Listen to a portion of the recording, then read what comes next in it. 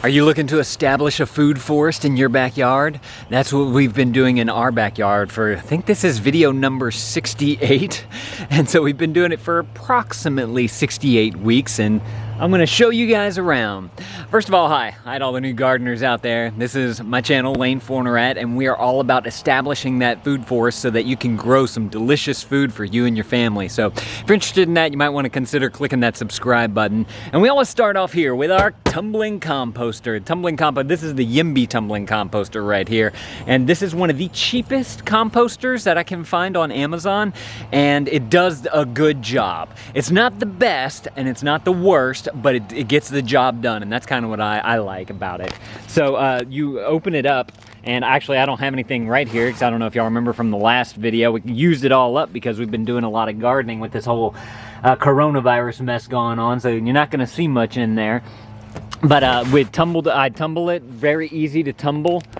It does get, if it rains, it does get a little water in here, so I stand to the side and let that splash off, and then I tumble it like that. It's got little aerators on the side to let air in or not.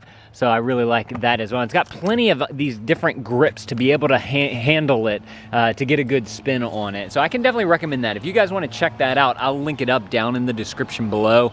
You can go read other people's reviews about it, not just take my word for it, but I definitely can vouch for that one there. There's a couple of other ones that I'll link up down in the description below. One's called the Lifetime Tumbler, and the other one is the Jora Composter. The Jora one's like styrofoam lined, steel, awesome. It's just a little more expensive than this one right here. And the Lifetime one, it's kind of made the same, except it has a bigger opening. This is one of the downsides that I don't like about this, is how small this opening is. So whenever I want to get my stuff out, I have to put like a tarp out down here, and then I take this all the way off, and then I dump it out that way onto the tarp. And it's kind of a nuisance whenever you want to get a lot out there. The other one, like, it opens, like, cut this thing almost in half, and the whole thing like kind of opens up, and it's got a hinge in the front. It makes it easier to get a shovel in there, or trowel or something like that, or just have a quicker dump if you're dumping it into something like a wheelbarrow or a tarp or something like that.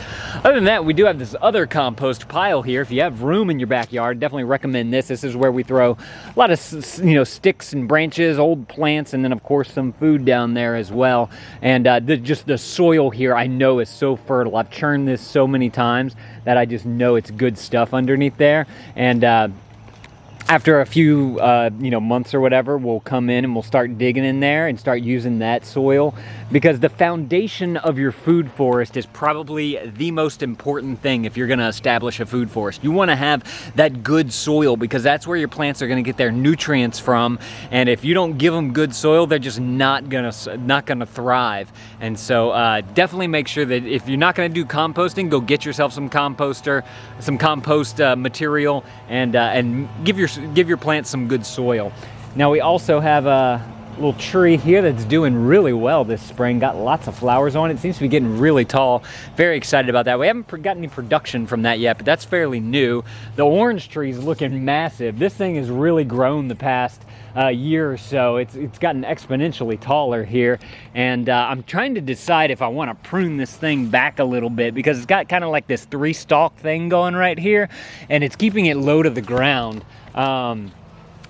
But since it's an orange tree though, and I'm going to be picking oranges from it, I might want to keep it kind of low like that so that we can reach everything. I don't know, what do you guys think? Let me know down in the comments below. But it is getting a little bit of orange production started right there, so very excited about that. I remember last video there was a few more that I saw in there. I'm kind of curious to see how that's going to do this year. We have our boxes here. As you can see, we got some strings going on. I don't know if y'all watched the last video, but I added some strings to these boxes. We're going to put some vining plants at the corners of all these, and they'll vine up this thing, and it'll kind of look like a tree type of thing. We had this old bird feeder stand right here. That's all that is, and I had some copper wire that I just ran up and down the sides of that. So curious to see how that turns up. The kids have been coming and picking carrots like crazy. That's why you don't see many carrots. Our 1-year-old loves to come because he sees everybody else picking them. He's just like, oh, let me just pick one. And then there's nothing on the end because there's barely any roots. But got some salad greens there and some salad greens here. And then these are still, these are some carrots that haven't been picked yet that are looking really nice. We've actually been getting a ton of beans lately. I'm gonna show you guys the beans that we're getting, and blueberries actually. Our 1-year-old again likes to come and just start picking at blueberries, whether they're green or not. But here's one right here. Oh, so good. I love blueberries. One of the best things I think for you. But he'll come and pick like some of these green ones and whatnot, and he'll just start eating those. And we're like, no, you gotta wait till they're ripe. We have this that we just put back out. We got this a while back for Mother's Day, and Krista put some tomato plants in there and some other pepper plants in there and some basil. We also put this in here. This is actually the bottom of the crib that the mattress lays on. We just took it all apart and we stuck it in here, and we were like, hey, this will probably work as a nice trellis for this little box right here. So we're gonna kind of see how that works. That's a new addition that we did this year for the garden and the food forest. Over here, all these bean plants, they are just going nuts. Beans right there, right on top, waiting to be picked. Look at that. These beans are actually getting super big too. We've been getting a lot of rain recently, which we've needed. And yeah, look at those beans right there. They're really pretty too. They're like a purpley green look. Krista was saying that whenever she blanched them the other day, it was weird because all of the purple pigment from the bean left the bean. I thought that was kind of interesting. Like it came out more green after she cooked it. So we have that going on there. There's obviously some tomato plants right here, and then we have more vining beans right here.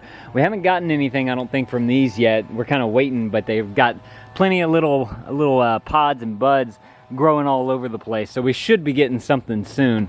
But this thing vines like crazy. If you guys are looking for a good vining plant right there, I can't remember what this is called. I need to ask Krista. Over here though, we've got even more of that, but this has kind of become the herb garden, and it's really taken over.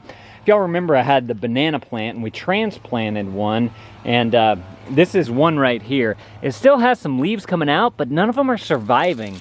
So I'm not too sure exactly what's going on with that particular banana plant. If you guys know, I'd be curious to know down in the comments below what y'all think might be going on there. Other than that, we got all the lavenders and the holly basil and the borage and the comfrey, all kind of stuff right here. There's even some smaller stuff that's kind of popping up. It kind of gets lost in the bottom because they don't get as tall. But this is the other banana plant right here. This one actually seems to be doing a heck of a lot better than the other one over there. So I'm kind of curious to see how this thing happens. I don't know if y'all remember from last year, I got this for Father's Day and I planted it, and then we had all kind of freezes and all kind of mess that messed it up. So I'm curious to know how it's going to do this year, since it's already starting to grow. And like I said, last year was Father's Day, so it would still have been another month before I planted that thing. Also, I wanted to show you guys this. This is called milkweed, but the another name for it is called hairy balls, and this attracts a ton of caterpillars. So if you want to attract caterpillars and butterflies to your garden, definitely plant some milkweed. This was like literally this tall whenever we planted it, and it grew into this thing. But this is why it's called hairy balls. I've never seen one this big before, but that grew on this plant. I have no clue. I don't think you can eat it. It feels like it's just like a big giant ball of air, and it's hilarious. In fact, our gardener that we usually buy from, he says, yeah, if I put a sign saying milkweed, usually nobody buys it. But whenever I put a sign that says hairy balls, it flies off the shelf, and I just thought that was hilarious.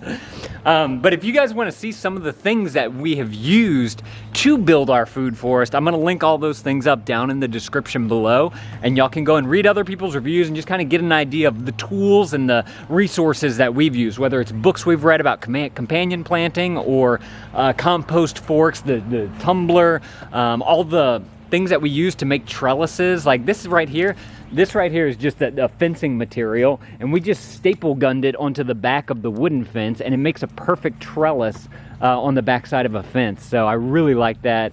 We got more of these long bean plants that vine like crazy.